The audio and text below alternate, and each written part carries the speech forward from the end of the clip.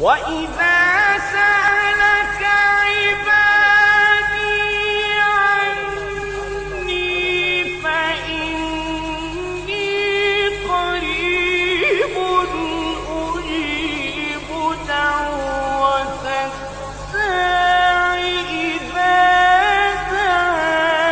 دعان فليستجيبوا لي وليؤمنوا بي لعلهم يرشدون